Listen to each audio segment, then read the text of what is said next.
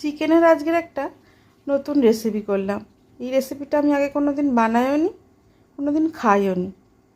চিকেনটাকে একটু নুন আর লেবুর রস দিয়ে মাখিয়ে রেখেছিলাম, সাথে একটু শুকনো কড়াতে কাঁচা লঙ্কা আর রসুন একটু রোস্ট করে নিয়েছিলাম হালকা, দিয়ে সেগুলো শিলে একটু ধনেপাতা দিয়ে তার সঙ্গে একটু থেঁতে নিয়েছিলাম। এইভাবে থেঁতে বানানো হয় বলেই এই চিকেনটার নাম হয় তো চিকেন থেঁচা। এটা একটা মারাঠি ডিশ।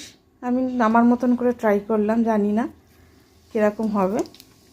তো এই তেজপাতা দিলাম, সাদা তেলে একটু জিরে আর লবঙ্গ, পেঁয়াজ কুচিটা দিয়ে দিলাম। খুব একটা বেশি কিছু লাগে না, আদা বাটা, হলুদ গুঁড়ো, লঙ্কা গুঁড়ো, ধনে গুঁড়ো, জিরে গুঁড়ো কিছুই লাগে না। একটু যেই পেঁয়াজটা গোলাপি হয়ে গেল, চিকেনগুলো দিয়ে দিলাম। চিকেনে যেহেতু নুন মাখানো ছিল তাই আমি আলাদা করে নুন দিইনি, আর নুন দিলে প্রচণ্ড জল ছাড়তো চিকেন থেকে।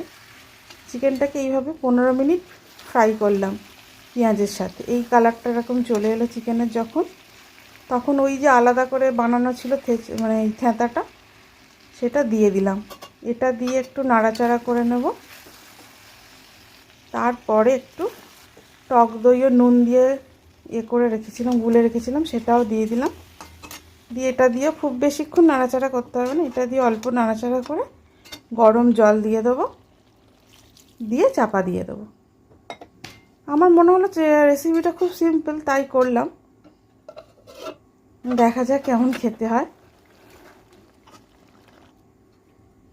এবারে আমি হয়ে গেল, এবার বন্ধ করে দিয়েছিলাম, দিয়ে একটু ওপর থেকে ধনেপাতা আর কাঁচা লঙ্কা কুচি দিয়ে দিয়েছিলাম। এই রেসিপিটা আরেকটু ড্রাই হয়, কিন্তু আমি যেহেতু পরোটা দিয়ে খাবো তাই খুব বেশি ড্রাই করিনি। খেতে কিন্তু আমার মন্দ লাগেনি, ভালোই লেগেছিলো এবং খুব লাইট লেগেছিলো, খুব রিচ ছিল না, অথচ টেস্টি ছিল। প্রথমবার করলাম, আমার তো ভালো লাগলো। আপনারাও যদি কেউ মানে ভাবেন যে কোনো অন্যরকম রেসিপি করবেন, তাহলে একবার চেষ্টা করতে পারেন। খুব অল্প সময়ের মধ্যে খুব অল্প ইনগ্রেডিয়েন্টে এটা হয়ে যায়, খেতেও খুব ভালো লাগে।